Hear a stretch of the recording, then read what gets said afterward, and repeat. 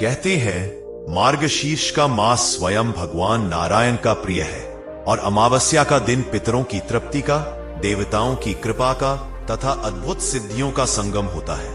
नमस्कार आदरणीय दर्शक बंधुओं, आपका स्वागत है सनातनी ज्ञान के इस आध्यात्मिक, पवित्र और दिव्य मंच पर। आज हम आपके लिए लेकर आए हैं एक ऐसी विलक्षण कथा, एक ऐसी अद्भुत परंपरा जो मार्गशीर्ष अमावस्या के दिन की जाती है और जिसके प्रभाव से औलाद पर कभी दरिद्रता का साया नहीं पड़ता। धर्मशास्त्रों में वर्णित है कि जो मनुष्य इस पवित्र तिथि पर श्रद्धा से कुत्ते को 3 विशेष चीजें खिलाता है, उसके घर परिवार में दरिद्रता समाप्त होती है, औलाद भाग्यवान होती है और वंश में सुख संपत्ति कभी कम नहीं होती। ये केवल एक कथा नहीं, ये हमारे ऋषि मुनियों द्वारा दिया गया सनातन संदेश है। सेवा, करुणा, दया और धर्म का महामंत्र। और आज की इस कथा में आप जानेंगे कैसे एक साधारण परिवार ने किस तरह मार्गशीर्ष अमावस्या के दिन ये विशेष सेवा की और कैसे उनके जीवन में चमत्कारिक परिवर्तन आए। तो आदरणीय दर्शकों, यदि आप भी सनातन परंपराओं, पुराणों, पौराणिक रहस्यों और भक्ति कथाओं में रुचि रखते हैं, तो इस पावन मंच सनातनी ज्ञान को लाइक, सब्सक्राइब और बेल आइकन अवश्य दबाएं, ताकि आपको ऐसे ही दिव्य ज्ञान और पावन कथाएं समय समय पर मिलती रहे। अब मन को एकाग्र करिए, श्रद्धा को हृदय में बसाइए और आरंभ करते हैं आज की यह अत्यंत पवित्र, चमत्कारी और मनोवांछित फल देने वाली कथा। मार्गशीर्ष मास की अमावस्या का आगमन पूरे वन प्रदेश में मानो किसी दिव्य मौन के साथ उतरा था। हवा में ठंडक थी और आकाश पर तारों की अनुपस्थिति किसी अदृश्य रहस्य की ओर संकेत कर रही थी, जैसे प्रकृति स्वयं किसी अनसुनी कथा को प्रकट करने की प्रतीक्षा में स्थिर हो गई हो। इसी माहौल में देवग्राम नामक एक प्राचीन गांव बसा था, जिसे ऋषियों की तपोभूमि कहा जाता था और जहां लोग मानते थे कि देवता स्वयं चलकर आते हैं, आशीर्वाद देते हैं और उनके जीवन का मार्ग तय करते हैं। इसी गांव में शिवदत्त नामक एक विनम्र, शांत और गहन धर्मभीरू ब्राह्मण रहता था, जिसकी एकमात्र इच्छा अपने कुल को आगे बढ़ाने के लिए संतान प्राप्त करना थी। परंतु अनेक वर्षों की तपस्या, यज्ञ, दान और संकल्पों के बाद भी उसके घर में बच्चे की किलकारी नहीं गूंजी थी। उसकी पत्नी चंद्रमणि भी उतनी ही श्रद्धालु और सहनशील थी। दिन रात सेवा, पूजा, उपवास और देर स्तुति में लगी रहती, पर उसके मन में एक मौन पीड़ा थी। ममता का स्पर्श किए बिना जीवन अधूरा लगता था। लोग अक्सर कहते कि समय आने पर सब मिलेगा, पर समय जैसे उनका परीक्षण लेने की शपथ लेकर बैठ गया था। ऐसी ही एक रात, मार्गशीर्ष अमावस्या से 2 दिन पहले, शिवदत्त सपने में एक दिव्य ज्योति देखता है, जिसमें एक वृद्ध श्वेत दाढ़ी वाले ऋषि प्रकट होते हैं। लंबे केश, चमकती आंखें और मुद्रा ऐसी जैसे वे समय के आर पार देख सकते हो। ऋषि ने कहा, वात्स्य, तुम्हारी तपस्या व्यर्थ नहीं गई। मार्गशीर्ष अमावस्या के दिन तुम्हें 3 वस्तुएं एक भूखे कुत्ते को समर्पित करनी होंगी, और वह कुत्ता कोई साधारण प्राणी नहीं होगा, बल्कि स्वयं भगवान भैरव का दूत होगा। यदि तुमने प्रातःकाल के पूर्व उस दूत को वह 3 वस्तुएं खिला दी, तो तुम्हारी वंश लक्ष्मी जागेगी और तुम्हारी औलाद कभी गरीबी नहीं देखेगी। यह कहते हुए ऋषि का स्वर गूंजा। पहली वस्तु घी मिला रोटी का कौर, दूसरी शहद से छुआ हुआ भोग और तीसरी वस्तु कच्चे दूध में डूबा हुआ मीठा चावल। इतना कहकर ऋषि प्रकाश में विलीन हो गए और शिवदत्त हड़बड़ाकर जाग पड़ा। उसने देखा कि उसके हृदय की धड़कन तीव्र थी और उसका शरीर जैसे किसी दिव्य ऊर्जा से भर गया था। वह तुरंत चंद्रमणि को जगाकर यह सपना बताता है और चंद्रमणि आंखों में आश्चर्य, भय और आशा के मिश्रित भाव लिए उसे सुनती रहती है। फिर कहती है, प्रभु, यदि यह सचमुच देवदूत का संकेत है तो हमें समय पर उसका पालन अवश्य करना चाहिए। अगले 2 दिन दोनों तैयारी में लगे रहते हैं। अनाज, घी, शहद, दूध सब कुछ पवित्रता से तैयार किया जाता है। उस बीच गांव वालों में भी एक विचित्र घटना फैलती है कि गांव के बाहर जंगल की ओर एक काला, तेजस्वी परंतु बेहद शांत कुत्ता दिखाई देता है, जिसकी आंखों में अजीब सी चमक है और जो किसी परिचित छाया की तरह लोगों को दूर से निहार कर गायब हो जाता है। बुजुर्ग कहते हैं यह भैरव की छाया है। इस मास में ऐसे दूत प्रकट होते हैं। धीरे धीरे अमावस्या की सुबह आती है, ठंडी धुंध से ढकी पर वातावरण में तीव्र दिव्यता। ब्रह्म मुहूर्त होते ही शिवदत्त और चंद्रमणि अपने आंगन में दीपक, पुष्प और भोग की थाली लेकर आते हैं। थाली में वही 3 वस्तुएं रखी हैं, घी का कौर, शहद भोग और दूध में डूबा मीठा चावल। जैसे ही वे आंगन का द्वार खोलते हैं, सामने धुंध को चीरता हुआ वही काला कुत्ता खड़ा मिलता है, परंतु आज उसकी आंखें पहले से कई गुना अधिक चमक रही थीं, जैसे उनमें मंत्रों की अग्नि जल रही हो। शिवदत्त भय और सम्मान के साथ थोड़ा पीछे हटता है, पर चंद्रमणि कहती है, प्रभु आज यह कोई पशु नहीं, यह देवदूत है। इसे देव भोजन देना ही हमारा धर्म है। शिवदत्त थाली आगे बढ़ाता है और जैसे ही भोजन कुत्ते के सामने आता है, हल्की सी पवन लहर चलती है, दीपक तेज उजाला करने लगता है और कुत्ता एक एक करके वही 3 वस्तुएं खाता है। परंतु जैसे ही वह अंतिम कौर खाता है, वातावरण अचानक स्थिर हो जाता है, जैसे समय रुक गया हो। कुत्ता शिवदत्त के पैरों में बैठकर गहरी नजरों से देखता है और उसकी आंखों में जैसे कोई दिव्य भाषा बोलती है। शिवदत्त समझ नहीं पाता, पर हृदय में एक भाव उतरता है कि यह आशीर्वाद का संकेत है। फिर कुत्ता उठता है, कुछ कदम पीछे जाता है और अचानक धुंध में विलीन हो जाता है, मानो कभी अस्तित्व ही न रहा हो। उसी क्षण आकाश में हल्का सा मधुर नाद गूंजता है, भद्रम भवतु, और शिवदत्त के हृदय में अजीब शांति उतर जाती है। वह कहानी का वास्तविक चमत्कार उसी दिन शुरू होता है। दोपहर होते होते चंद्रमणि को हृदय में एक नई हलचल महसूस होती है। वह समझ नहीं पाती, पर शाम तक उसे आभास होने लगता है कि उसके शरीर में कोई नया जीवन स्पंदित हो रहा है। कई वर्षों में पहली बार उसके चेहरे पर फूटकर मुस्कान आती है। शिवदत्त भी आश्चर्यचकित है। वह तुरंत गांव की वृद्ध दाई को बुलाता है, जो निरीक्षण कर पुष्टि करती है, देव कृपा हुई है माता, तुम्हारे गर्भ में बालक आया है। यह सुनते ही शिवदत्त की आंखों से आंसू बह निकलते हैं, लेकिन गांव वालों में यह समाचार फैलते ही सब कहते हैं, यह भैरव दूत का आशीर्वाद है, मार्गशीर्ष अमावस्या का चमत्कार है। वह काला कुत्ता साधारण नहीं था। उसी रात शिवदत्त सो नहीं पाता। वह एकाग्र मन से सोचता है कि आखिर ऋषि ने 3 वस्तुएं खिलाने का महत्व क्यों बताया था। क्या यह सिर्फ दान का संकेत था या कोई और रहस्य। तभी रात में आकाश चमकता है और वही ऋषि पुनः उसके स्वप्न में प्रकट होते हैं। वे कहते हैं, वत्स, समझो कि मार्गशीर्ष अमावस्या के दिन कुत्ते को भोजन कराना सिर्फ दया नहीं है, यह स्वयं काल भैरव को तृप्त करना है, क्योंकि भैरव कुत्ते रूप में समस्त गृहस्थों की रक्षा करते हैं। घी का कौर सुख का प्रतीक है, शहद समृद्धि का और दूध में डूबा चावल संतति की रक्षा का। जो व्यक्ति इस दिन इन 3 वस्तुओं से भैरव दूत को तृप्त करता है, उसकी औलाद कभी निर्धनता नहीं देखती। उसका कुल भोग विलास और धर्म दोनों से परिपूर्ण रहता है। इतनी बातें कहकर ऋषि फिर से विलीन हो जाते हैं और शिवदत्त समझ जाता है कि यह केवल एक कर्म नहीं बल्कि एक दिव्य विधान है, जो युगों से चला आ रहा है पर अब भुला दिया गया है। वह प्रण करता है कि अपने पुत्र को जन्मते ही वह यह पूरी कथा सुनाएगा और भविष्य में हर मार्गशीर्ष अमावस्या को यही कर्म करेगा। और उसे यह ज्ञात नहीं था कि आने वाला समय उसके कुल में एक ऐसे बालक का जन्म करवाने वाला है, जो न केवल धनवान होने वाला था बल्कि भविष्य में पूरे क्षेत्र की किस्मत बदलने वाला महापुरुष भी बनने वाला था। और यह सब प्रारंभ हुआ था उस एक काले कुत्ते को 3 वस्तुएं खिलाने के दिव्य विधान से, जिसने शिवदत्त के जीवन में भाग्य का नया सूर्य उदय किया था। शिवदत्त और चंद्रमणि के जीवन में उस मार्गशीर्ष अमावस्या की सुबह के बाद जैसे सब कुछ पूर्णतः परिवर्तित हो गया था। घर के भीतर एक अनोखी पवित्रता फैल गई थी, जैसे हर दीवार, हर कोना और हर सांस में देवताओं का आशीर्वाद बस गया हो।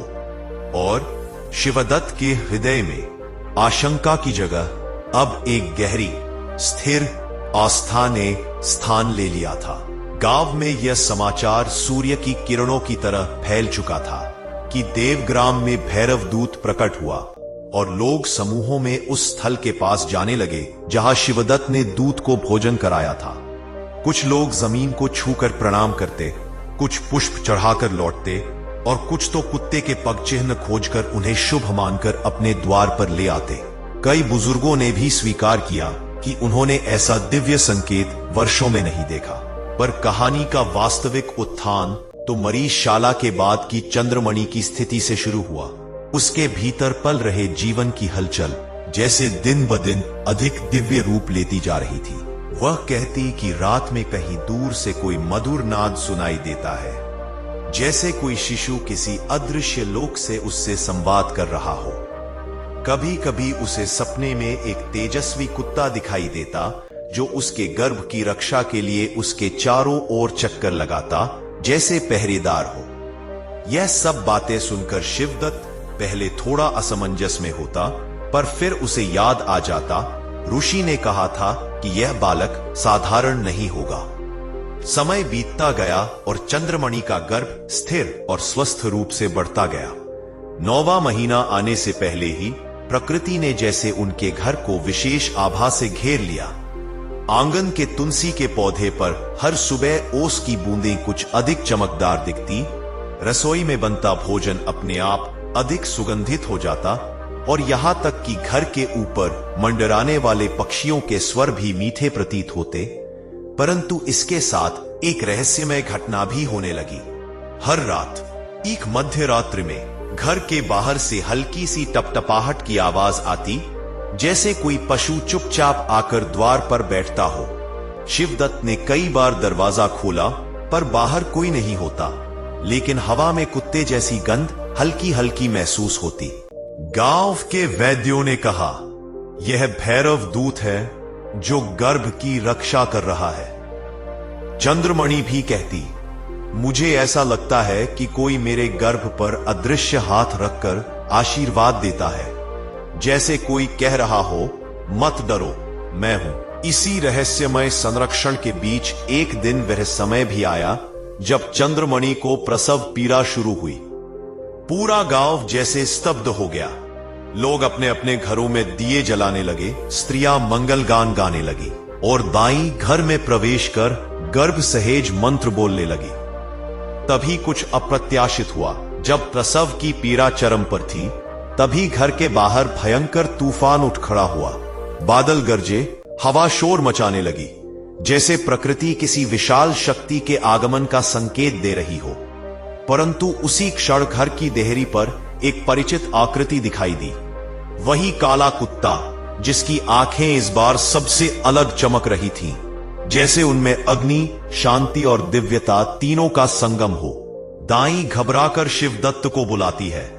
यह बहुत शुभ संकेत है, देवदूत प्रसव की घड़ी में आया है। इसका अर्थ है कि बालक अत्यंत सौभाग्यशाली होगा। और ठीक उसी क्षण जब कुत्ता दरवाजे पर बैठकर धीरे धीरे कमरे की ओर देख रहा था, चंद्रमणि ने गर्भस्थ शिशु को जन्म दिया, एक सुंदर, तेजस्वी, पूर्ण स्वर्ण आभा वाले बालक को। बालक का जन्म होते ही तूफान रुक गया, हवाएं शांत हो गईं और आकाश में गायन जैसा संगीत गूंजने लगा। दाई ने कहा, इतने वर्षों में इतना शांत और दिव्य प्रसव मैंने नहीं देखा। शिवदत्त ने कृतज्ञता से आकाश की ओर देखा और फिर बाहर जाकर उस काले कुत्ते को खोजने लगा, पर वह कहीं नहीं था, जैसे वो अपना कार्य पूरा करके वापस अपने लोक को लौटा हो। बालक के जन्म के बाद अजीब चमत्कार होने लगे। बालक को गहरी नींद में कभी किसी अदृश्य कुत्ते से खेलते हुए देखा जाता। उसके छोटे छोटे हाथ हवा में ऐसे हिलते जैसे कोई उसके सामने बैठा हो।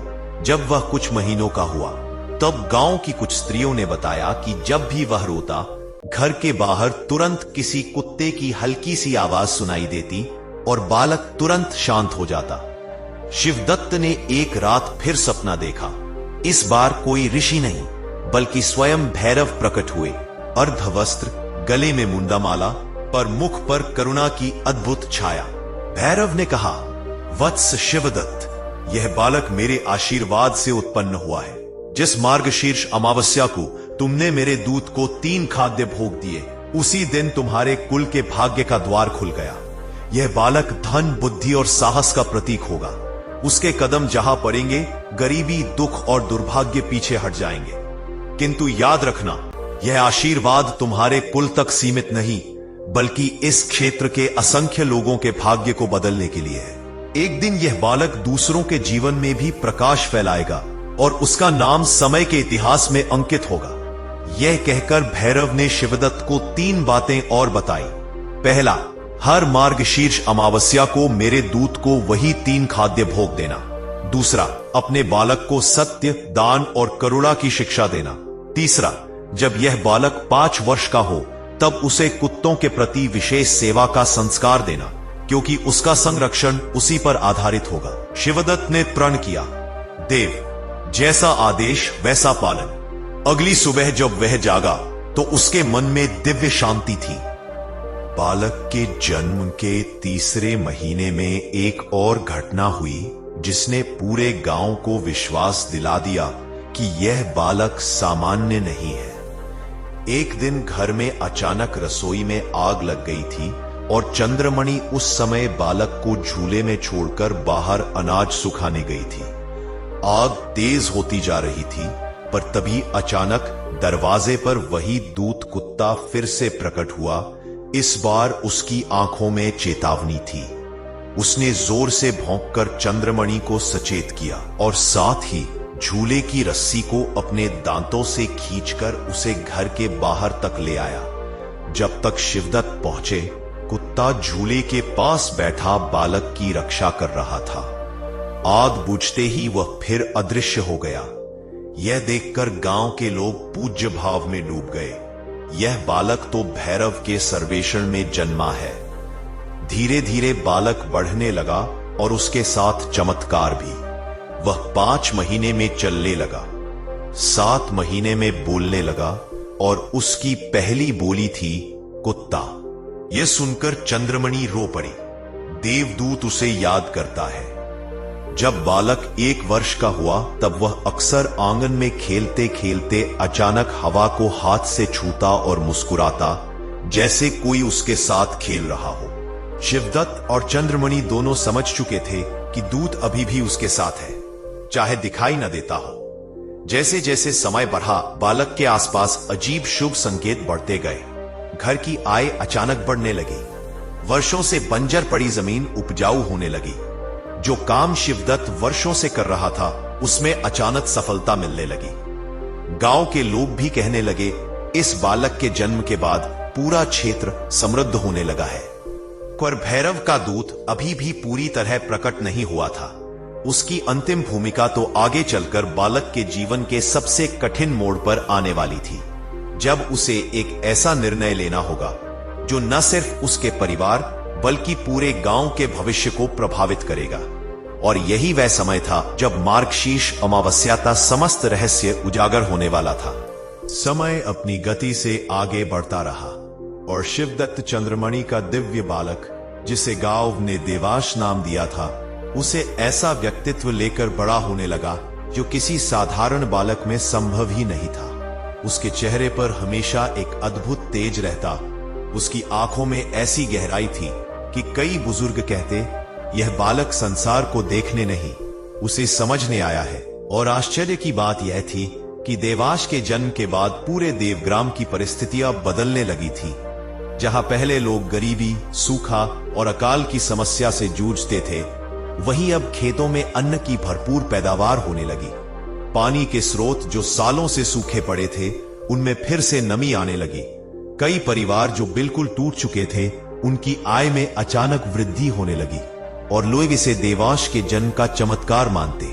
शिवदत्त स्वयं यह बात समझ चुका था कि यह बालक मात्र उसका पुत्र नहीं, बल्कि स्वयं भैरव के दूतों द्वारा संरक्षित एक ईश्वरीय अवतरण था। परंतु देवाश के जीवन में सबसे रहस्यमय बात यह थी कि उसके साथ उस अदृश्य काले दूत कुत्ते का अशुभ नहीं, बल्कि अत्यंत शुभ साया हमेशा चलता रहता। गांव के लोगों में यह मान्यता फैल चुकी थी कि देवांश के आसपास रहने वाली कुत्ते की छाया स्वयं काल भैरव की सुरक्षा रेखा है। कई लोग कहते कि उन्होंने बालक के सिर पर किसी अदृश्य पंजे का स्पर्श देखा है और जब देवांश गहरी नींद में सोता, उसके पास से कुत्ते की हौले हौले सांस लेने की आवाज आती, जैसे कोई उसे निर्भय रखता हो। यह सब देखकर शिवदत्त और चंद्रमणि दोनों ही अत्यंत भावुक रहते और हर मार्गशीर्ष अमावस्या को भैरव दूत को 3 भोग, घी का कौर, शहद भोग और दूध में डूबा मीठा चावल अवश्य अर्पित करते। परंतु जैसे जैसे देवांश 3 वर्ष से 5 वर्ष की आयु में पहुंचा, उसके व्यवहार में अन्य अद्भुत संकेत प्रकट होने लगे। वह पशुओं से असाधारण प्रेम करता, विशेषकर कुत्तों से।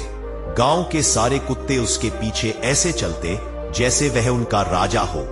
जब वह खेतों की ओर जाता तो कुत्तों की पूरी टोली उसके चारों ओर सुरक्षा चक्र बनाकर चलती और देवांश अपने छोटे हाथों से उन्हें सहलाता, उनसे बातें करता। और अजीब बात यह थी कि कुत्ते उसकी बोली समझ जाते। जब देवांश कहता रुको तो वे रुक जाते, चलो तो चल देते। लोग कहते यह कोई साधारण बालक नहीं, यह तो भैरव दूतों का स्वामी प्रतीत होता है। इसी बीच एक और विचित्र बात सामने आई। देवांश को सपनों में अक्सर वही काला कुत्ता दिखाई देता जो उसके जन्म के समय आया था। वह सपनों में उससे संवाद करता, उसे मार्गदर्शन देता, यहां तक कि कई बार उसे भविष्य की घटनाओं का संकेत भी देता।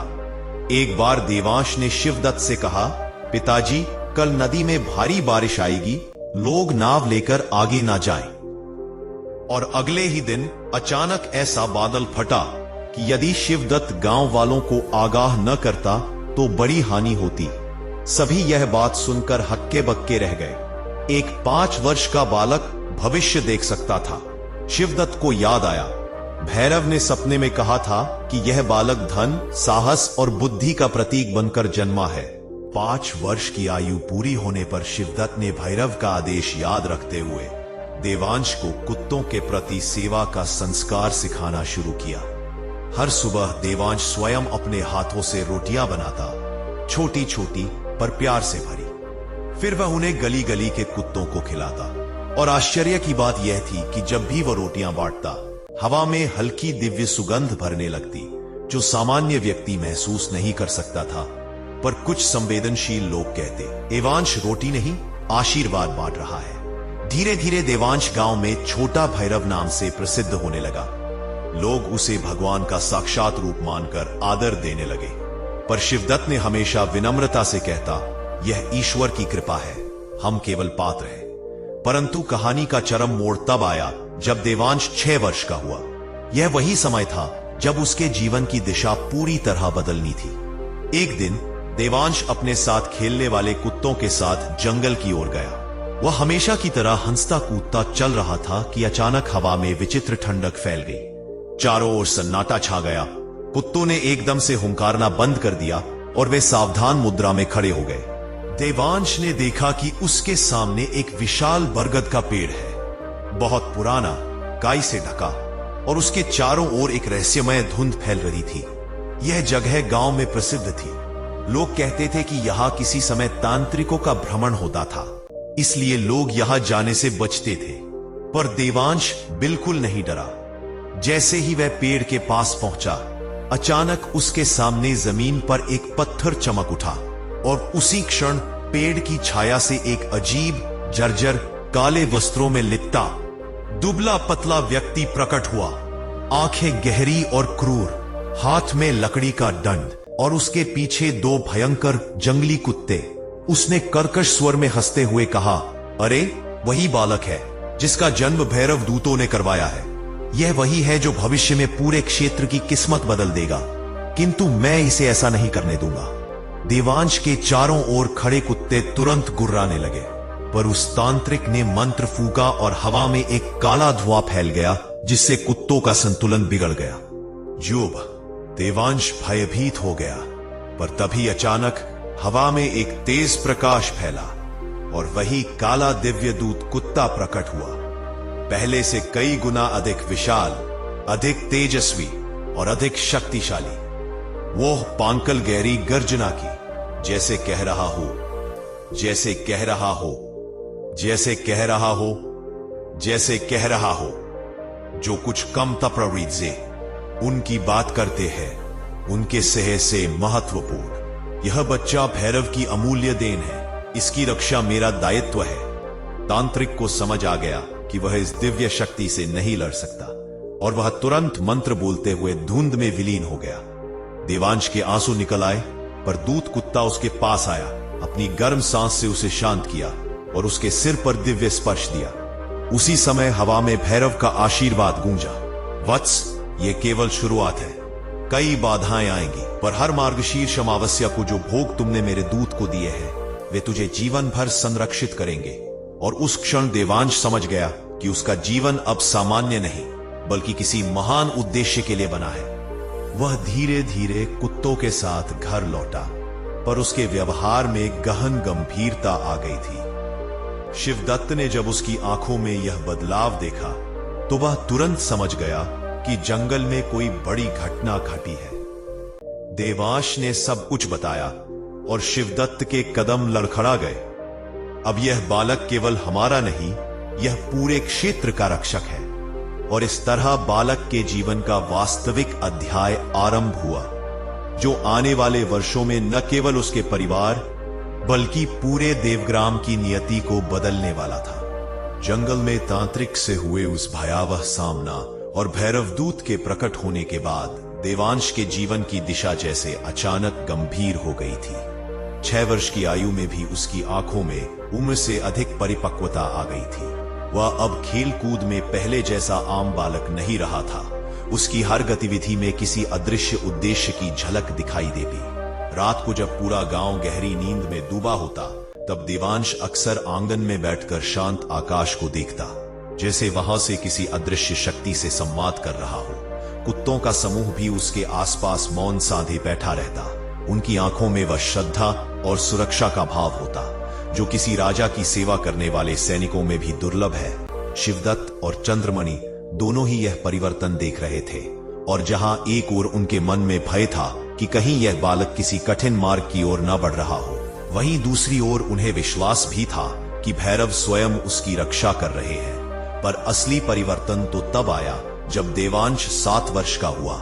यह वही आयु थी जब ऋषि ने शिवदत्त को संकेत दिया था कि बालक को गहन आध्यात्मिक संकेत प्राप्त होने शुरू होंगे। एक रात अचानक देवांश ने सपना देखा, वही दूत कुत्ता, पर इस बार वह पहले से अधिक विशाल और अग्निमय रूप में था। उसकी आंखों में ऐसी ज्वाला थी कि पूरा स्वप्नलोक लाल आभा से भर गया था। दूत ने कहा, वत्स, समय निकट है, तेरा जीवन केवल तेरा नहीं पूरे क्षेत्र का है। आने वाले वर्षों में इस गांव पर एक भयावह संकट आने वाला है और तुझे उस संकट से उन्हें बचाना होगा, पर इसके लिए तुझे ज्ञान और शक्ति दोनों की आवश्यकता होगी। देवांश ने पूछा, मुझे क्या करना होगा? दूत ने गर्जन भरी आवाज में कहा, मार्गशीर्ष अमावस्या आने वाली है। उसी रात मैं तुझे एक गुप्त स्थान पर ले जाऊंगा जहां भैरव तंत्र की पहली शिक्षा मिलेगी। पर ध्यान रखना, जो मार्ग तुझे मिलने वाला है वह कठिन है, बलिदानों से भरा है, परंतु अंत में तुझे वह शक्ति देगा जिसके सहारे तू आने वाले अंधकार से गांव की रक्षा कर सकेगा। इतना कहकर दूत गायब हो गया और देवांश हड़बड़ाकर जाग पड़ा, पर उसके हृदय में कोई भय नहीं था, केवल स्थिरता। उसने अपने माता पिता को सपना नहीं बताया, क्योंकि किसी दैवीय शक्ति ने उसे संकेत दिया था कि यह मार्ग अकेला ही तय करना होगा। आने वाले दिनों में देवांश की दिव्यता और स्पष्ट होने लगी। वह जब खेतों से गुजरता, फसलों पर जैसे कोई अदृश्य शुभ आभा छा जाती और फसलें स्वस्थ दिखती। जब वह किसी बीमार व्यक्ति के पास बैठता तो उस व्यक्ति की प्रकृति में तुरंत सुधार आने लगता। यहां तक कि एक बार गांव की एक बूढ़ी अंधी स्त्री ने कहा, बेटा, जब तू मेरे पास बैठा था मुझे कुछ क्षणों के लिए प्रकाश दिखा। तुम्हारी उपस्थिति में कोई देवता है। लोग उसे भगवान का अंश मानने लगे, पर शिवदत्त ने हमेशा उसे विनम्रता सिखाई। देवांश, यदि ईश्वर ने तुझे शक्ति दी है तो उसका उपयोग दूसरों की सेवा में होना चाहिए, गर्व में नहीं। और उस दिन से देवांश ने प्रतिज्ञा की कि चाहे कितना भी सम्मान मिले, वह अपने भीतर अहंकार का एक कण भी प्रवेश नहीं होने देगा। इस बीच मार्गशीर्ष अमावस्या का समय निकट आ रहा था। पूरा गांव पहले से ही इस दिन को शुभ मानता था, पर शिवदत्त के घर में यह दिन किसी पर्व से भी अधिक महान माना जाता था, क्योंकि देवांश का जन्म और उसके बाद के सभी चमत्कार इसी अमावस्या की परंपरा से जुड़े हुए थे। अमावस्या की पूर्व संध्या को अचानक गांव में एक हलचल मच गई। नदी का जल स्तर अचानक बढ़ रहा था और पहाड़ की ओर से अज्ञात आवाजें आ रही थी। कुछ चरवाहों ने बताया कि जंगल के समीप कुत्तों का अजीब सा हुंकारना सुनाई देता है, जैसे वे किसी आने वाले संकट की चेतावनी दे रहे हो। देवांश ने भी इन आवाजों को महसूस किया। उसे ऐसा लगा जैसे हवा में कोई असामान्य कंपन है। और फिर वह रात आई, मार्गशीर्ष अमावस्या की। जैसे ही सूर्य अस्त हुआ, आकाश पर गहरा काला पर्दा उतर आया। चंद्रमा का कहीं नाम निशान नहीं था और हवा स्थिर हो गई। शिवदत्त, चंद्रमणि और देवांश तीनों ने थाली में वही 3 भोग तैयार किए, घी का कौर, शहद भोग और दूध चावल। देवांश ने पहली बार स्वयं इन्हें अपने हाथों से तैयार किया, जैसे उसे आंतरिक रूप से किसी ने आदेश दिया हो। ब्रह्म मुहूर्त के ठीक पहले तीनों आंगन में आए। दीपक जलाया गया और जैसे ही भोग को बाहर लाया गया, हवा में हल्की पर गहन दिव्यता फैल गई। देवांश ने अनुभव किया कि उसके आसपास कोई अदृश्य शक्ति खड़ी है। अचानक द्वार के बाहर से एक धीमी पर गहरी गर्जना सुनाई दी। दूत कुत्ता प्रकट हुआ, पर इस बार उसका रूप पहले से कहीं अधिक विराट, अग्निमय और गंभीर था। उसके कदमों से धरती हल्की कांप रही थी। उसकी आंखें लाल अग्नि की तरह चमक रही थी और उसके चारों ओर एक रहस्यमय आभा मंडल था। उसने भोग को एक एक करके स्वीकार किया, पर जैसे ही उसने अंतिम भोग खाया, पूरा वातावरण अगले क्षण में बदल गया। आकाश में किसी अदृश्य शक्ति का प्रकाश फूटा और देवांश के सामने एक अद्भुत दृश्य खुला। भैरव स्वयं प्रकट हुए, पर यह किसी सामान्य दर्शन जैसा नहीं था। यह ऐसा था जैसे समय ठहर गया हो, हवा स्थिर हो गई हो और देवताओं का एक मार्ग पृथ्वी और दिव्य लोक के बीच खुल गया हो। भैरव ने गंभीर और शक्तिशाली स्वर में कहा, वत्स देवांश, अब तुझे तेरा मार्ग दिया जाता है। तू केवल गांव का रक्षक नहीं, आगामी समय में 3 प्रदेशों का संतान रक्षक बनेगा। तेरे कारण असंख्य कुलों की संतानों पर कभी गरीबी नहीं आएगी, पर इसके लिए तुझे वह ज्ञान प्राप्त करना होगा जो केवल मेरे दूत दे सकते हैं। देवांश उनके चरणों में गिर गया, प्रभु, मैं तैयार हूं। भैरव ने दूत कुत्ते की ओर संकेत किया, यह तुझे आज रात उस स्थान पर ले जाएगा जहां केवल चुने हुए लोग ही पहुंच सकते हैं। दूत कुत्ते ने एक तेज गर्जना की और तुरंत हवा में एक रास्ता खुल गया, मानो जंगल के बीच एक अदृश्य द्वार प्रकट हो गया हो। देवांश बिना डरे, बिना पीछे देखे उस दूत के पीछे चल पड़ा। शिवदत्त और चंद्रमणि उस दृश्य को देखकर स्तब्ध रह गए। वे समझ गए कि उनका पुत्र अब एक महान यात्रा पर निकल गया है। कुछ ही क्षणों में देवांश और दूत उस अदृश्य मार्ग में विलीन हो गए और इसी के साथ कहानी एक नए चरण में प्रवेश कर गई, जहां देवांश को भैरव की दिव्य शक्ति, तंत्र विद्या और भविष्य के संकटों से लड़ने की अदृश्य तैयारियां मिलने वाली थीं, जिनसे उसका भाग्य, गांव का भविष्य और 3 प्रदेशों की नियति बदलने वाली थी। दूत कुत्ते के पीछे पीछे चलते हुए देवांश ने पहली बार अपने जीवन में ऐसा अनुभव किया जैसे वह पृथ्वी पर नहीं, किसी अद्भुत दिव्य लोक में प्रवेश कर रहा हो। जंगल का वो मार्ग जो दिन में साधारण सा दिखता था, अब प्रकाश और अंधकार के मिश्रित रहस्यमय द्वार में बदल चुका था। पेड़ों की शाखाएं हवा में स्थिर थीं, मानो समय ठहर गया हो। पत्तों पर चंद्रहीन रात में भी हल्की सी चांदी जैसी चमक फैल रही थी और रास्ते के किनारे खड़े पत्थर ऐसे कंपन कर रहे थे जैसे कोई मंत्र उन पर लिखा हो। देवांश ने महसूस किया कि उसके कदम जहां पड़ते, वहां से धरती हल्की गर्म हो उठती, मानो वह किसी परीक्षा के प्रथम द्वार पर कदम रख चुका हो। दूत कुत्ता आगे आगे धीमी पर अत्यंत गंभीर गर्जना करता हुआ चल रहा था। उसके पैरों से कोई चक्राकार अग्नि रेखा निकलती थी जो कुछ क्षण बाद हवा में विलीन हो जाती। कुछ ही दूर चलने के बाद एक विशाल शून्य जैसा मार्ग खुला। जंगल की जमीन अचानक नीचे झुकने लगी और सामने काली भूमि में एक गोलाकार गहरे कुएं जैसा द्वार उभर आया, जिसकी सतह पर अग्नि और राख की आकृतियां बनती और मिटती जा रही थी। दूत ने एक पल को पीछे मुड़कर देवांश की आंखों में देखा। जैसे पूछ रहा हो कि क्या वह आगे बढ़ने को तैयार है। देवांश ने बिना बोले अपनी गर्दन झुका दी और तभी दूत उस रहस्यमय काले द्वार में कूद गया। देवांश ने एक पल के लिए सांस रोकी और फिर दूत के पीछे छलांग लगा दी। अगले ही क्षण उसे लगा जैसे वह वायु, अग्नि, जल और शून्य के मिश्रण वाले किसी भंवर से गुजर रहा हो, जहां कोई रूप नहीं, कोई दिशा नहीं, केवल प्रकाश के असंख्य घूमते हुए वृत्त थे। अचानक उसका शरीर जैसे एक झटके से दूसरी भूमि पर आ गिरा, लेकिन यह भूमि पृथ्वी जैसी नहीं थी।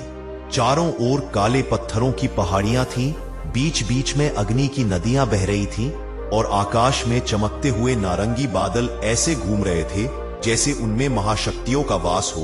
दूर कहीं से नगाड़ों जैसी गूंज उठ रही थी, ओम क्षौम भैरवाय नमः, और वह गूंज इतनी शक्तिशाली थी कि जैसे उसके भीतर तक कोई ऊर्जा प्रवेश कर रही हो।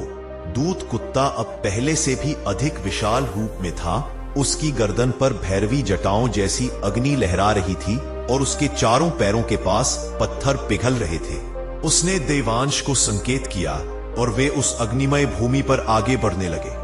अचानक सामने काले लोहे जैसा एक द्वार दिखाई दिया, ऊंचाई में शायद पहाड़ जितना, जिस पर भैरव के त्रिशूल की आकृति उकेरी हुई थी। जैसे ही दूत वहां पहुंचा, द्वार भारी गर्जना के साथ स्वयं खुल गया। भीतर प्रवेश करते ही देवांश ने देखा कि यह कोई साधारण क्षेत्र नहीं था। यह भैरव का गुप्त तांत्रिक शिक्षालय था, जो सामान्य मनुष्य की दृष्टि से सदैव अदृश्य रहता है। हजारों वर्षों से यह वही स्थान था जहां केवल चुने हुए बालक या साधक ही प्रवेश कर पाते थे। अंदर एक विशाल प्रांगण था, जिसके बीचों बीच काले पत्थरों से बना एक ऊंचा मंच था। मंच के ऊपर एक अग्निकुंड जल रहा था, जिसकी लपटें न तो गर्म थी न ठंडी, बल्कि किसी दिव्य ऊर्जा से भरी थी। वहां धुएं की बजाय नीले प्रकाश का कुहासा उठता था। मंच के चारों ओर भैरव के अनेक दूत, काले कुत्ते, सिंहमुख दूत, कालवृक, नंदी भैरव, श्वान भैरव जैसे अनगिनत स्वरूप शांत मुद्रा में बैठे थे, पर उनकी आंखों में ऐसा तेज था जिसे साधारण मनुष्य सहन नहीं कर सकता। जैसे ही देवांश उस प्रांगण में पहुंचा, सारे दूतों ने एक साथ गर्जना की और उनकी सामूहिक ध्वनि से पूरा प्रांगण जैसे कांप उठा। तभी अग्निकुंड की लपटें एकाएक ऊंची उठी और उनके बीच भैरव का दिव्य स्वरूप प्रकट हुआ। नीलवर्ण, जटाधारी, तीक्ष्ण दृष्टि वाले, हाथ में त्रिशूल और डमरू धारण किए हुए। उनके कानों में अग्निकुंड की गूंज प्रतिध्वनि बनकर फैल रही थी। शिवदत्त ने देवांश को बचपन में भैरव की मूर्तियों के बारे में बताया था, पर यह स्वरूप उससे भी लाख गुना अधिक विराट और शक्तिशाली था। मानो स्वयं ब्रह्मांड की रात्रि उसके चरणों में विलीन हो सकती हो। भैरव की दृष्टि देवांश पर पड़ी और उनका स्वर प्रचंड पर अत्यंत करुणामय था। वत्स देवांश, तू इस लोक में साधारण बालक बनकर नहीं आया। तेरा जन्म ही एक संकल्प है, सदियों पुराना ऋषियों और देवताओं का संकल्प। आने वाले समय में 3 प्रदेशों पर एक ऐसा संकट आएगा जो औलाद, कुलवंश और भविष्य को विनाश के अंधकार में डुबो देगा। तेरी शक्ति, तेरी साधना और तेरा हृदय ही इस संकट का समाधान बनेगा, पर इसके लिए तुझे वह ज्ञान प्राप्त करना होगा जो लौकिक नहीं, दैवीय है। देवांश ने अपने छोटे हाथ जोड़कर कहा, प्रभु, मैं तैयार हूं। मुझे उस मार्ग पर चलने दें जिसे आपने मेरे लिए चुना है। भैरव मुस्कुराए, एक ऐसी मुस्कान जिसमें संपूर्ण ब्रह्मांड का आश्वासन था। उन्होंने संकेत किया और दूत कुत्ता देवांश के पास आकर बैठ गया, पर अब वह सिर्फ दूत नहीं बल्कि गुरु जैसा था। भैरव बोले, जो शिक्षा आज से प्रारंभ होगी वह किसी साधारण साधक को वर्षों में भी नहीं मिलती, पर तेरे भीतर वह जन्मजात शक्ति है जो इसे ग्रहण कर सकती है। और फिर शिक्षा का आरंभ हुआ। पहली शिक्षा थी चेतना की दृष्टि। दूत ने अपनी अग्निमय आंखें देवांश के सामने की और कहा, दुनिया जैसी दिखती है वैसी होती नहीं। जो दिखता है वह भ्रम है, जो अदृश्य है वही सत्य है। यह कहते ही देवांश को अनुभव हुआ कि उसके नेत्रों में कोई नई ऊर्जा भर गई है। अग्निकुंड की लपटें अब उसे विभिन्न रूपों में दिखने लगी। कभी वे आकाश बन जाती, कभी समुद्र, कभी पर्वत, मानो ब्रह्मांड की संपूर्ण रचना उसके सामने नृत्य कर रही हो। दूसरी शिक्षा थी आत्मशक्ति का जागरण। दूत कुत्ते ने अपनी अग्नि रेखा उसके हृदय पर रखी और देवांश को लगा कि उसके भीतर कोई सुनामी उठ रही है। उसकी शक्ति, उसकी चेतना, उसकी क्षमता, उसकी स्मृति, सब कुछ एक नए स्तर पर पहुंच रहा था। तीसरी शिक्षा थी भविष्य दृष्टि। यह सबसे जटिल थी क्योंकि इसके लिए मन पूरी तरह शांत, शुद्ध और निर्भय होना चाहिए। दूत ने उसे एक काले दर्पण के सामने बैठाया। दर्पण में शुरुआत में केवल अंधकार था, पर कुछ ही क्षण बाद उसमें भविष्य के दृश्य तैरने लगे। गांव पर संकट, एक भयावह तांत्रिक शक्ति का उदय, 3 प्रदेशों में औलाद पर आने वाला विनाश और वह स्वयं एक दिव्य रक्षक के रूप में खड़ा। देवांश उस दृश्य को देखकर कांप उठा। प्रभु, क्या यह सच में होगा? भैरव का स्वर गूंजा, हाँ वत्स, और इसे टालना तेरा धर्म है। शिक्षा रात भर चलती रही, पर उस लोक में रात, समय, दिशा, किसी का अस्तित्व नहीं था। वहां केवल साधना थी, केवल शक्ति थी, केवल उद्देश्य था। जब अंतिम शिक्षा पूर्ण हुई, भैरव आगे बढ़े और देवांश के सिर पर हाथ रखा। वत्स, यह केवल शुरुआत है। तू अब केवल देवांश नहीं, औलाद रक्षक है। जो मार्ग तुझे मिला है वह कठिन है, पर तेरा संकल्प, तेरा हृदय और तेरा धर्म तुझे विजय देगा। इतना कहते ही पूरा प्रांगण अचानक प्रकाश से भर गया। अग्नि सफेद हो गई, दूतों की गर्जना रुक गई, आकाश शांत हो गया और देवांश को लगा जैसे वह धीरे धीरे उसी द्वार से वापस पृथ्वी पर लौट रहा हो। कुछ क्षणों बाद उसने स्वयं को अपने गांव के जंगल के किनारे पाया। सुबह का पहला प्रकाश फैल रहा था, पर उसके भीतर अब वह मासूम बालक नहीं था। वह एक अभिषिक्त बालक था जिसने भैरव लोक की पहली शिक्षा प्राप्त कर ली थी। उसके जीवन का नया अध्याय शुरू हो चुका था और आने वाले समय में यह शिक्षा ही उसे उन भयावह घटनाओं से लड़ने की क्षमता देगी जिनके संकेत भविष्य दर्पण ने उसे दिखाए थे। भैरव लोक से लौटने के बाद जब देवांश की आंखें धीरे धीरे खुली, तो उसने देखा कि सूरज की किरणें धीरे धीरे जंगल के किनारों को सुनहरा रंग दे रही थीं। पर यह वही सूर्योदय नहीं था जिसे वह रोज देखता था। इसमें एक अलग ही चमक थी, जैसे उसकी दृष्टि अब दुनिया में व्याप्त सूक्ष्म ऊर्जा को पहचानने लगी हो। उसके कानों में अब भी भैरव के तांत्रिक नगारों की अनुगूंज गूंज रही थी और उसका हृदय उस अदृश्य अग्नि से भरा हुआ था जो भैरव ने उसमें जागृत की थी। वह कुछ क्षण वहीं बैठा रहा। सांसें गहरी थीं, मन शांत था, पर भीतर एक अचल संकल्प धधक रहा था। अचानक उसके बगल में एक हल्की खड़खड़ाहट हुई। दूत कुत्ता, जो पहले उससे अलग हो गया था, अब पुनः अपने सामान्य आकार में उसके पास खड़ा था। उसकी आंखों में वही दिव्य चमक थी, पर उसका व्यवहार अत्यंत शांत और सौम्य था, जैसे अब वह देवांश का रक्षक ही नहीं बल्कि उसका स्थायी मार्गदर्शक बन चुका हो।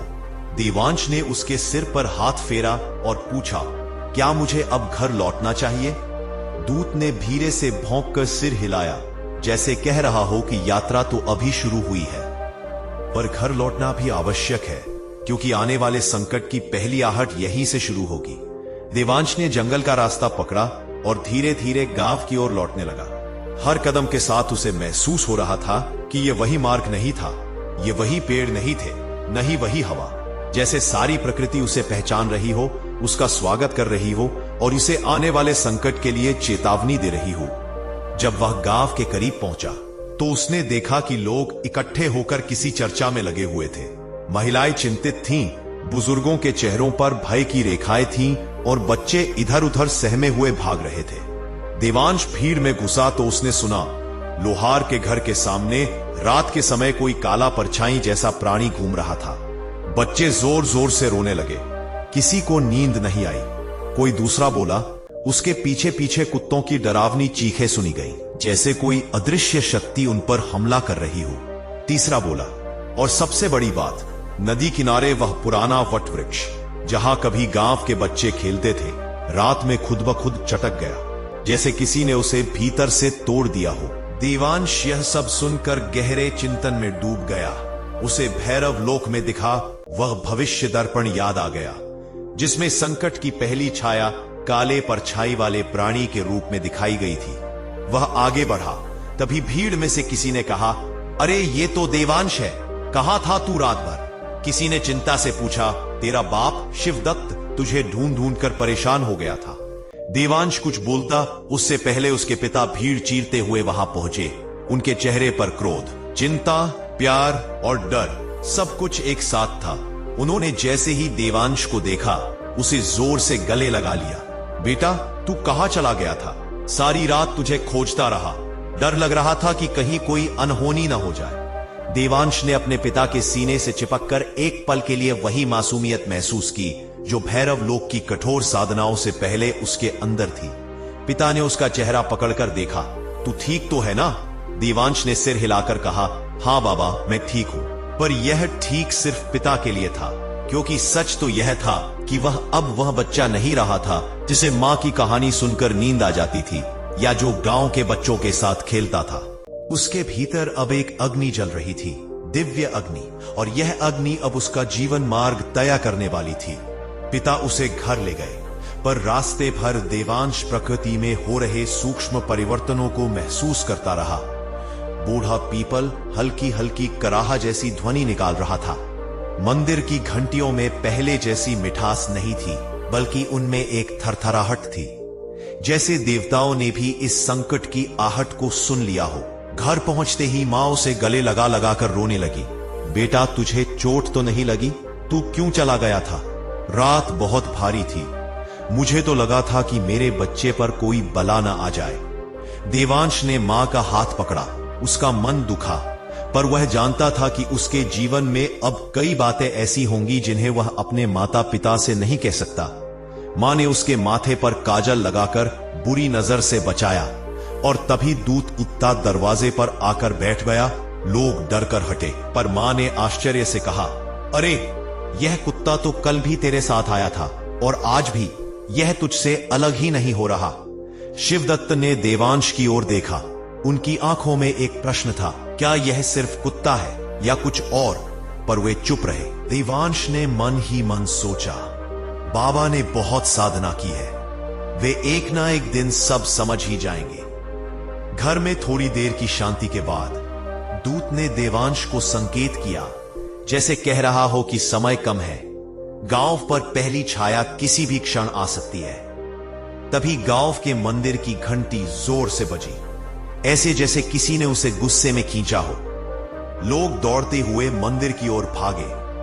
देवांश भी उनके पीछे गया।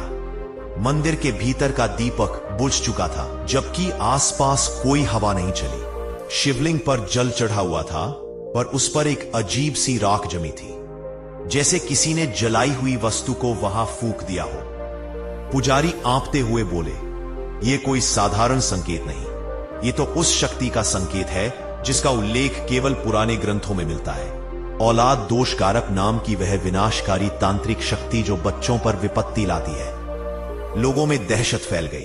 क्या हमारे बच्चों पर कोई संकट आने वाला है? क्या कोई अभिशाप है? क्या यह वही दुष्ट तांत्रिक शक्ति है जिसके बारे में पुरोखों ने बताया था?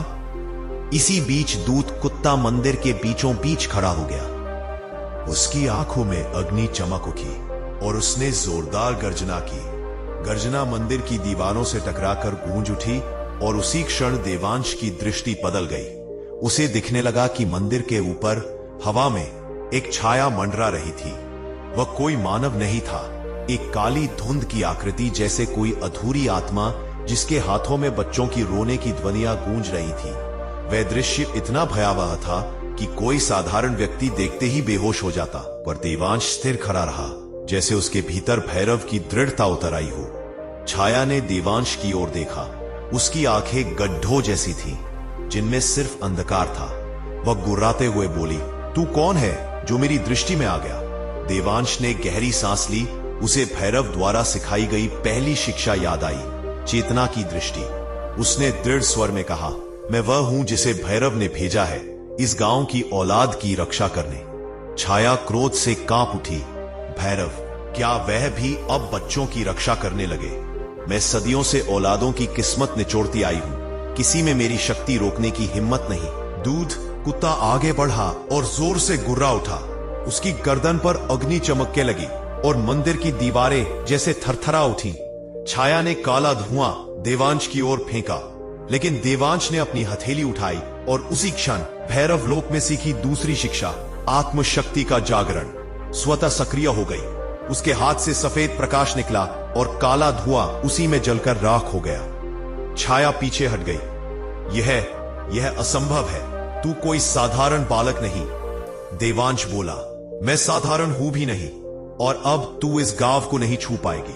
छाया गुर्राई, ठीक है, खेल शुरू हुआ है बच्चा, पर अंत मेरा ही होगा। यह कहते ही वह धुएं में बदलकर हवा में गायब हो गई।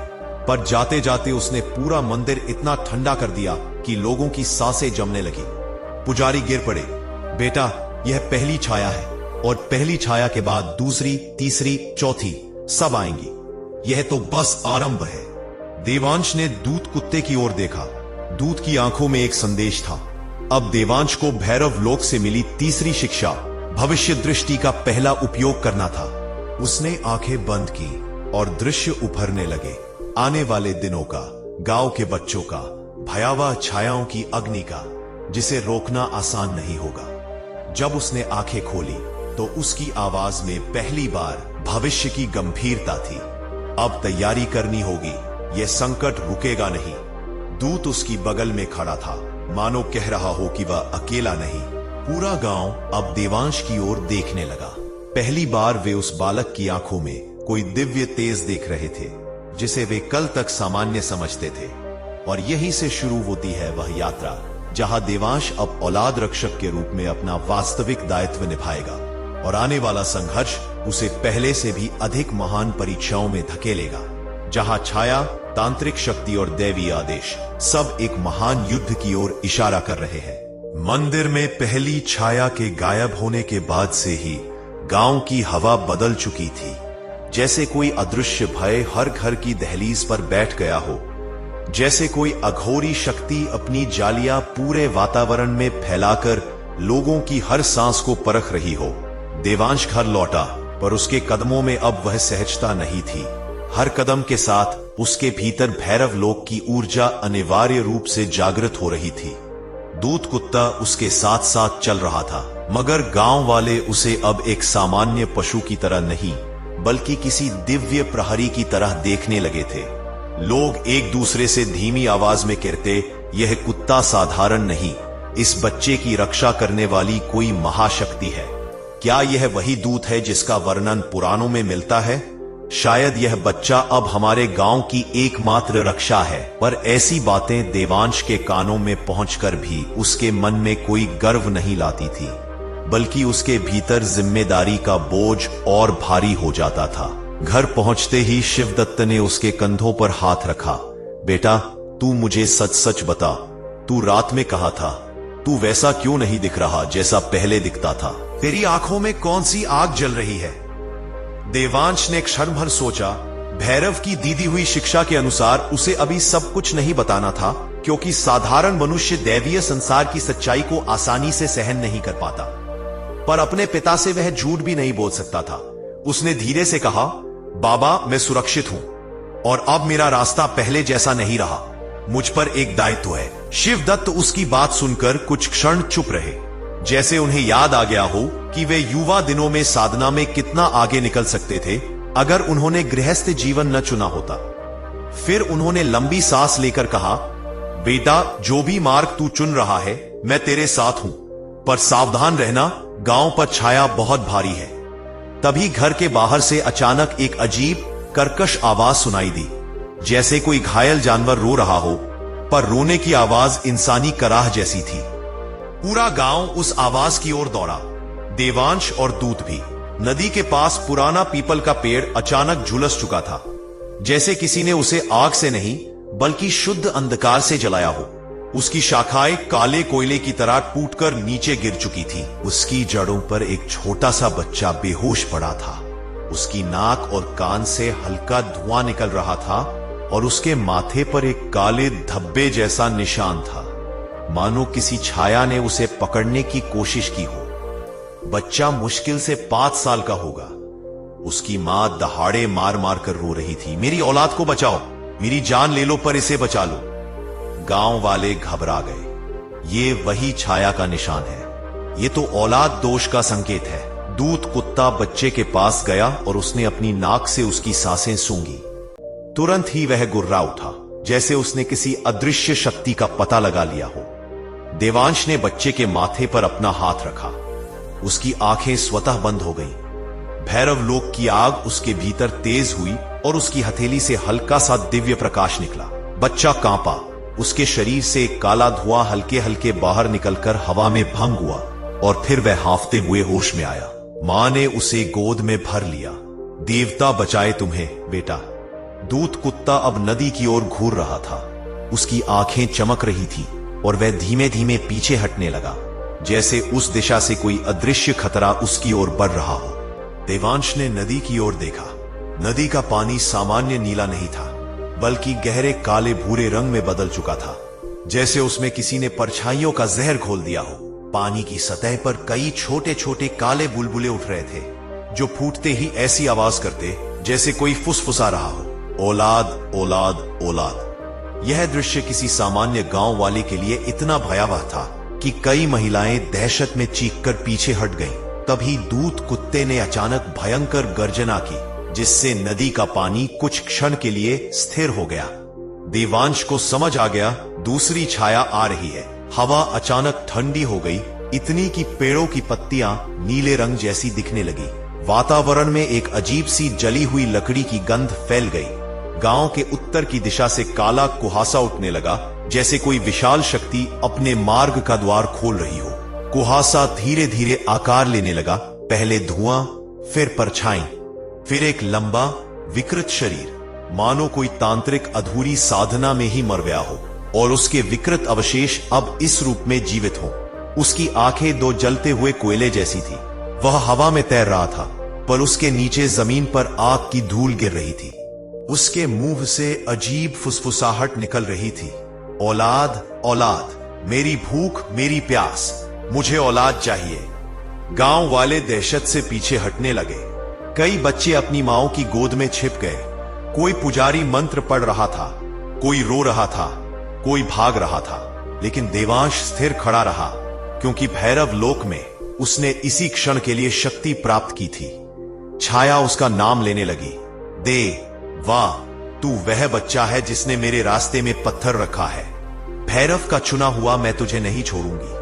देवांश ने कदम आगे बढ़ाया। उसके भीतर से प्रकाश निकलने लगा। दूत कुत्ता उसके दाहिने खड़ा था। उसकी आंखें आग बन गई थी। दुष्ट छाया ने काला धुआं देवांश पर फेंका, इतना घना कि उससे पेड़ का एक हिस्सा पिघल गया।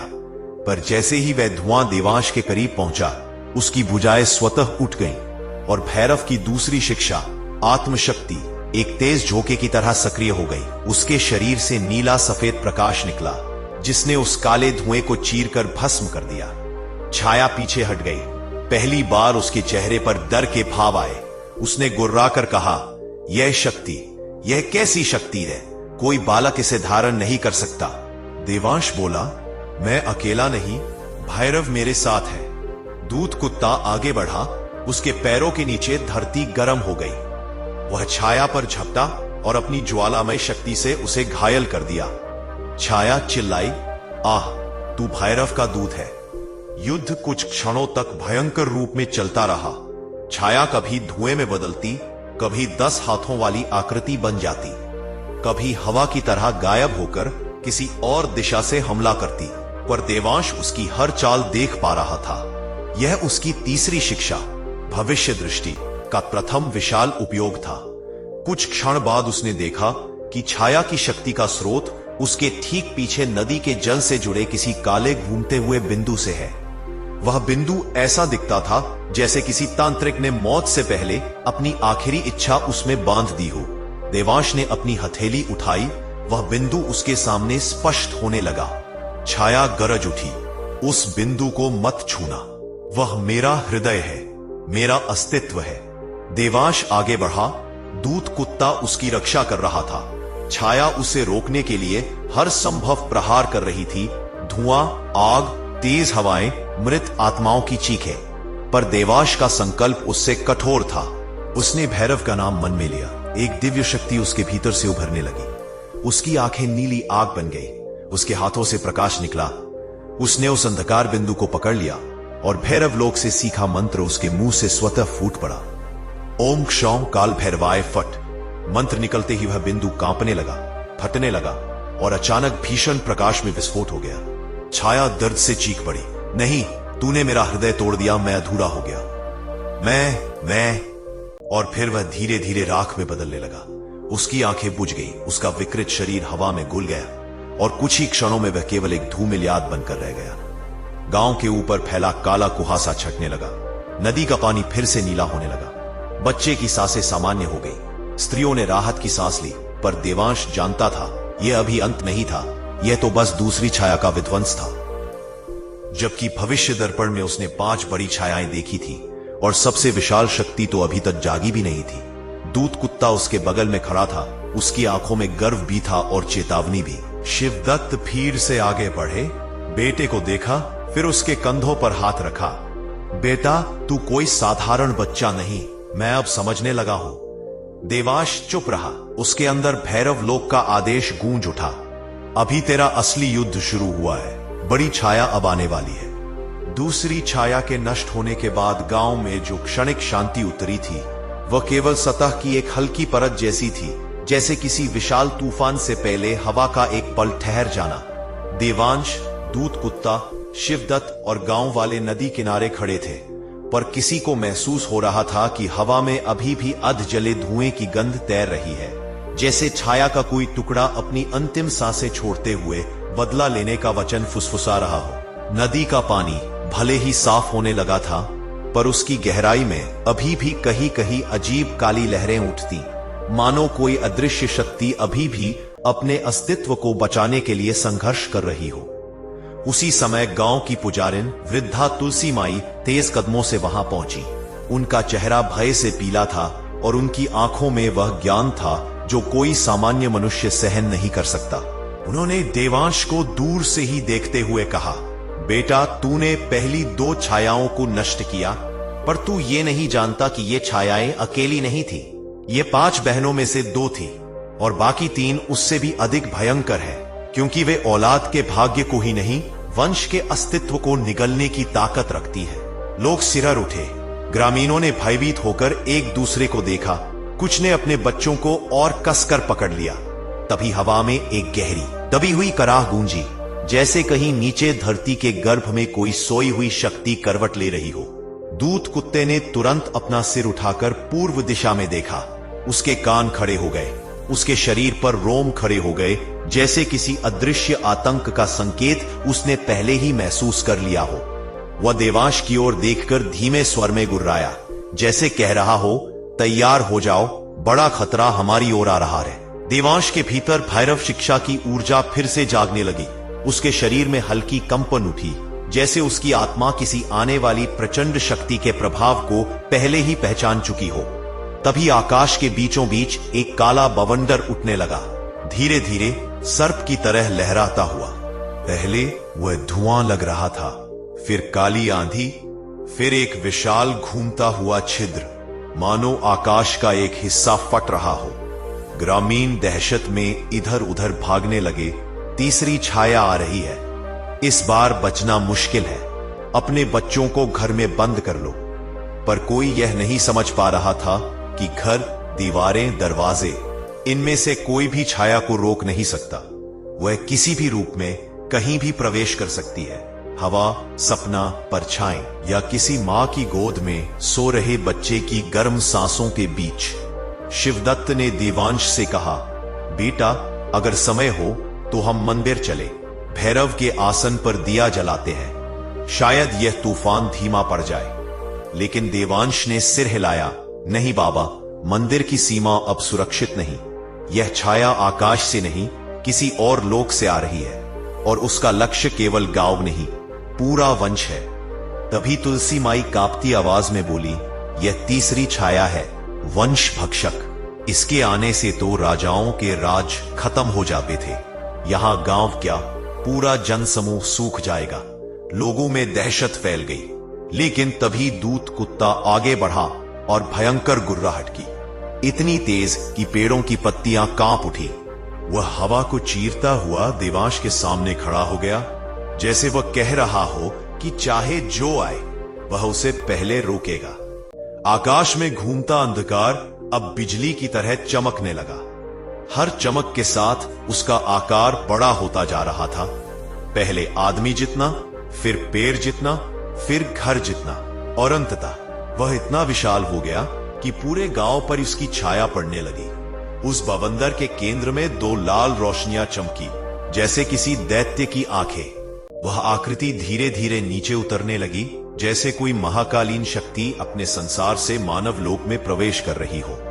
जैसे जैसे वह नीचे आती, जमीन हिलने लगती, लोग गिर पड़ते, पशु भय में बेतहाशा भागने लगे। हवा की गति इतनी तेज हो गई कि कई झोपड़ियों की छतें उड़ गईं। कुछ ही क्षणों में वह शक्ति भूमि से कुछ कदम ऊपर ठहर गई।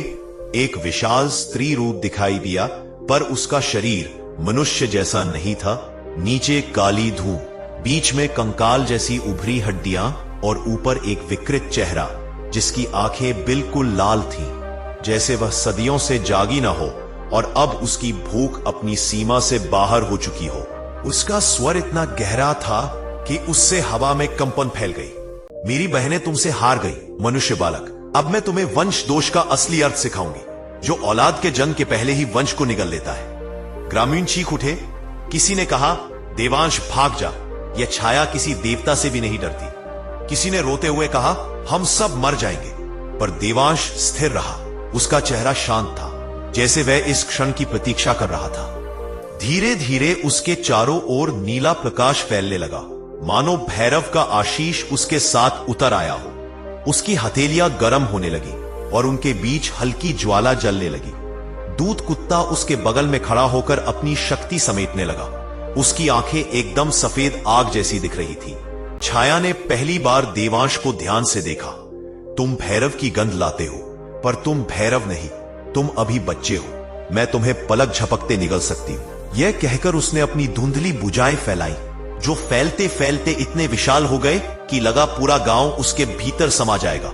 देवांश ने अपनी आंखें बंद कर लीं और वही तीसरा मंत्र याद किया जो भैरव ने उन्हें सिखाया था, जो केवल अत्यंत शक्तिशाली छाया के सामने प्रयोग किया जाता है, परंतु उसे पूरा बोलने के लिए उसे आंतरिक ऊर्जा का ऊंचा स्तर चाहिए था, जो अभी पर्याप्त नहीं था। इसीलिए देवांश ने पहले अपनी शक्ति को स्थिर करना शुरू किया। जैसे ही उसने अपने भीतर की ऊर्जा को जगाया, उसकी आंखें खुली। दोनों आंखों में एक ही क्षण नीली और सफेद ज्वाला जलने लगी। हवा उसके चारों ओर घूमने लगी। जमीन उसके पैरों के नीचे कंपाने लगी। छाया गुस्से में चिल्लाई, मनुष्य तू कौन सा छल सीख आया है? देवांश ने उत्तर नहीं दिया। उसने केवल अपनी हथेली आकाश की ओर उठाई। आकाश फटा, बिल्कुल क्षण भर के लिए, और उस फटने के बीच से भैरव लोक का साया उतरा, सीधा देवांश की हथेली पर। यह केवल उनकी शक्ति का प्रतिबिंब था, उनका शरीर नहीं। लेकिन यह इतना शक्तिशाली था कि तीसरी छाया तुरंत पीछे हट गई। दूत कुत्ता उसके सामने खड़ा हो गया और उसकी छाया भी हवा में फैलने लगी, किसी दिव्य प्रहरी की तरह। देवांश ने धीरे से मंत्र बोलना शुरू किया, ओम रौम वंश रक्षकाय नमः। जैसे ही पहला अक्षर निकला, जमीन कांपी। दूसरे अक्षर पर हवा तेज हुई। तीसरे अक्षर पर गांव का हर दीपक खुद ब खुद जल उठा। छाया ने अपने कान ढंक लिए। वह पहली बार डरी थी। उसने हवा में एक काली लपट फेंकी, सीधे देवांश की ओर। वह इतना तीखा प्रहार था कि अगर देवांश साधारण बालक होता, उसी क्षण भस्म हो जाता। पर दूत बीच में आ गया। प्रहार उसकी पीठ पर लगा।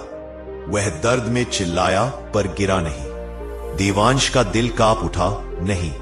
लेकिन दूत ने क्रोध से गुर्राते हुए उसे आगे बढ़ने का संकेत दिया, जैसे कह रहा हो, रुकना मत, मेरा दर्द व्यर्थ मत होने देना।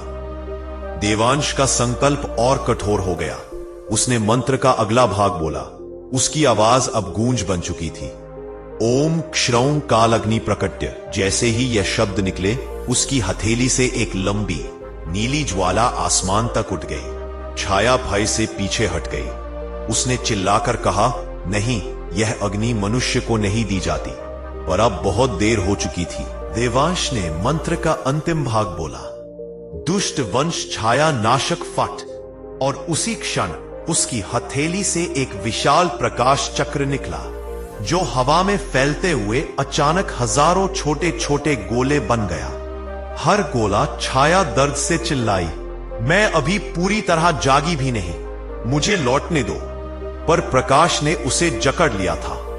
उसकी काली धुंधली भुजाएं पिघलने लगी, उसका चेहरा विकृत होकर टूटने लगा, उसकी लाल आंखें बुझ गईं, उसका विशाल शरीर राख बनकर हवा में उड़ने लगा। कुछ ही सेकंड में वह विशाल छाया केवल धूल बनकर रह गई। गांव फिर से शांत हो गया।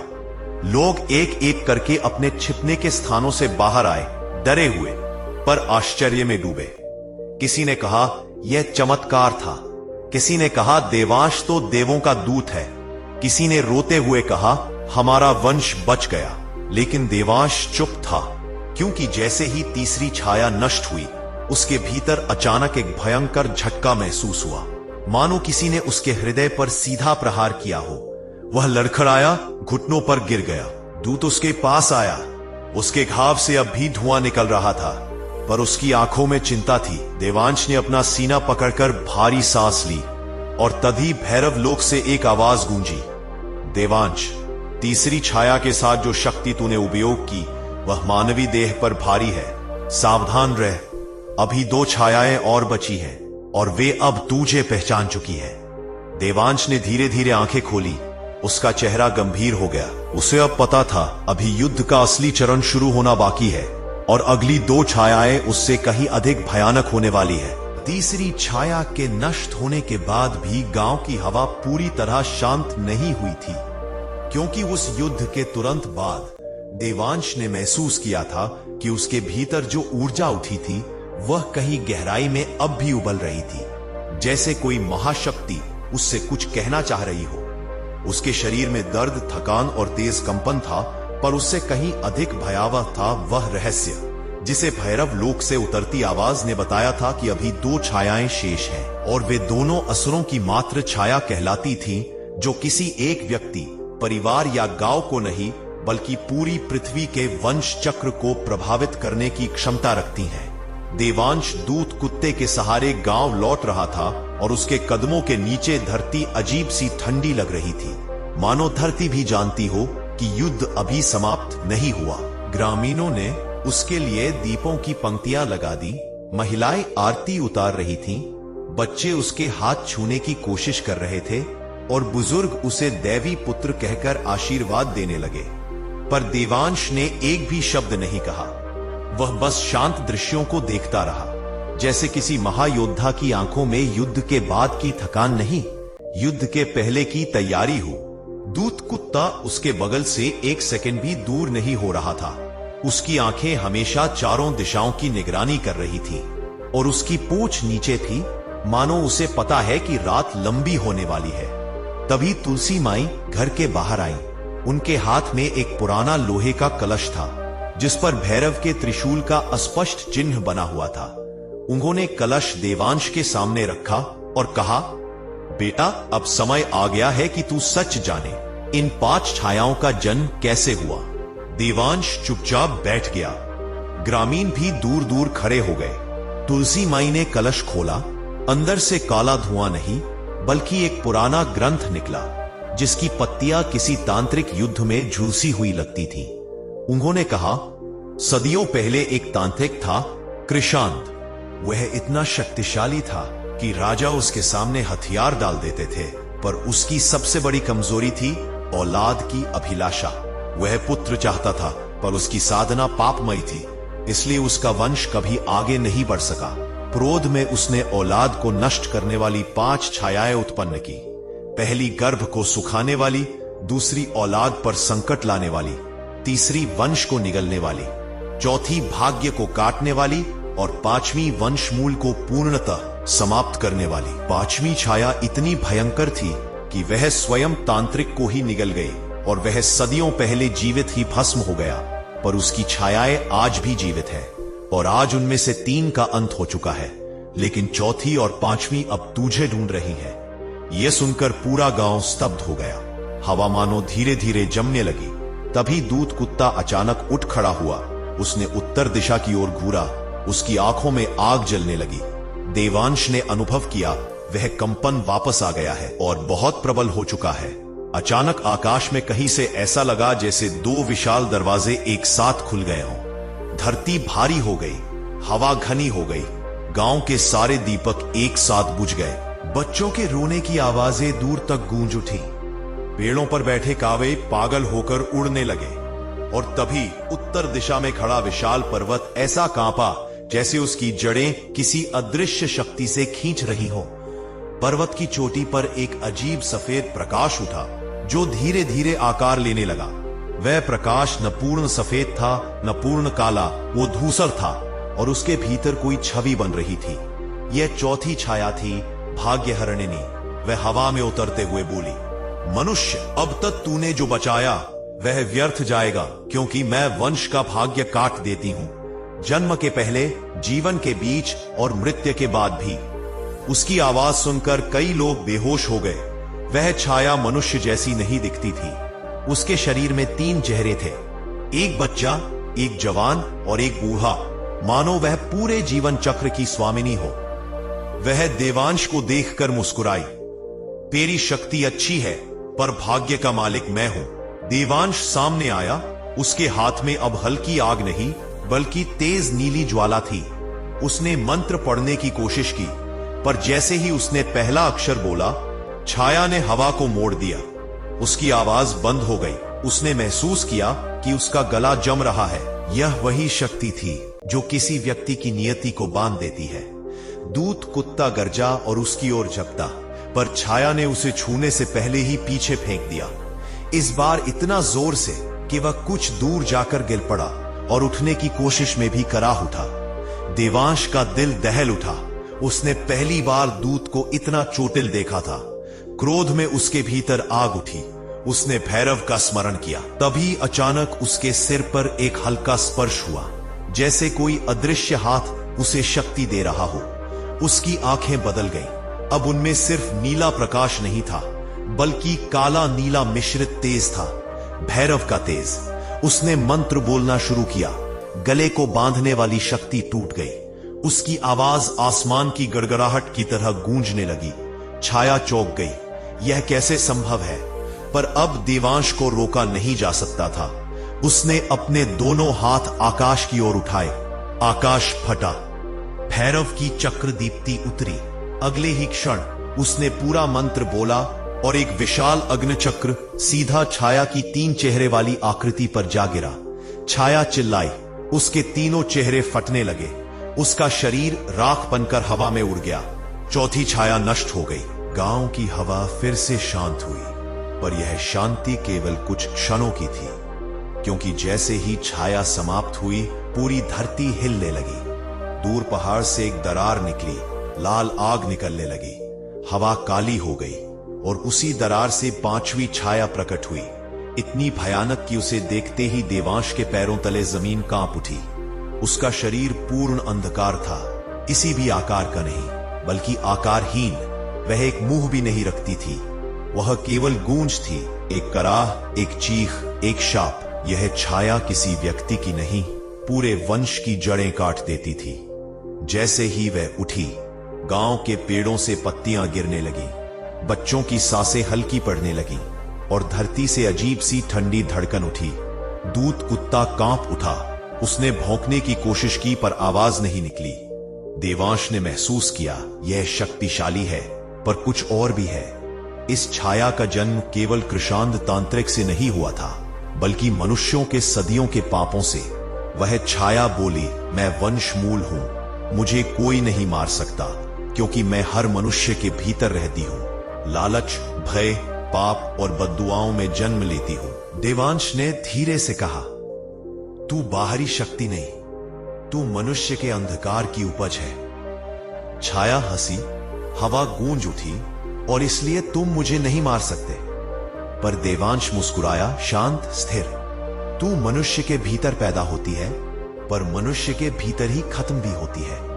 हथेली में आग नहीं, प्रकाश नहीं, एक शांत उजला दीप जला। यह दीप किसी अग्नि का नहीं, आत्मशक्ति का था। वह दीप जैसे ही जल उठा, छाया की गूंज टूट गई। उसने चीख कर कहा, नहीं, यह प्रकाश पाप के विरुद्ध है। मैं यह सहन नहीं कर सकती। देवांश आगे बढ़ा, हर कदम के साथ छाया पीछे हटने लगी। दीप का प्रकाश उसके अंधकार को चीरने लगा और अंत में उसने दीप को छाया के स्वरूप में छू दिया। अगले ही पल छाया राख में बदल गई और राख हवा में ऐसे उड़ गई जैसे वह कभी अस्तित्व में ही न रही हो। पांचवी और अंतिम छाया का अंत हो चुका था। पूरा गांव शांत, सुरक्षित और मुक्त हो गया। दूत कुत्ता देवांश के पास आया। उसकी आंखों में गर्व और प्रेम था। ग्रामीणों ने देवांश को कंधों पर उठा लिया। तुलसी माई रो पड़ी। सदियों का शाप आज समाप्त हुआ है। शिवदत्त ने बेटे को गले लगाया और कहा, तेरी वजह से हमारा वंश नहीं, पूरी धरती का वंश बच गया। कुछ क्षण बाद आकाश में अंतिम बार भैरव की आवाज उतरी, गंभीर, विशाल, दयामयी। देवांश, तूने पांचों छायाओं का अंत किया। संसार अब फिर से औलाद दोष से मुक्त होगा। मार्गशीर्ष अमावस्या का धर्म आज पूर्ण हुआ। देवांश ने सिर झुका दिया। उसकी यात्रा पूरी हो चुकी थी। दूत कुत्ता धीरे धीरे प्रकाश में बदलने लगा, जैसे उसका काम पूरा हो गया हो। उसने देवांश की ओर देखा और उसकी आंखों में धन्यवाद था। अगली ही क्षण वह आकाश में विलीन हो गया। गांव में दीप जल उठे। औलाद पर संकट का शाप टूट चुका था और उसी रात पहली बार सदियों बाद हवा में वह पवित्र सुगंध फैली जिसे केवल शांति कहा जाता है। कथा यही समाप्त होती है, जहां देवांश ने पांचों छायाओं का नाश कर मानव वंश को औलाद दोष से सदा सदा के लिए मुक्त कर दिया। आदरणीय दर्शक बंधुओं, आपने मार्गशीर्ष अमावस्या पर कुत्ते को 3 पवित्र चीजें खिलाने की इस दिव्य कथा को श्रद्धा से सुना। कथा का उपसंहार यही संदेश देता है कि सेवा का कोई रूप छोटा नहीं होता।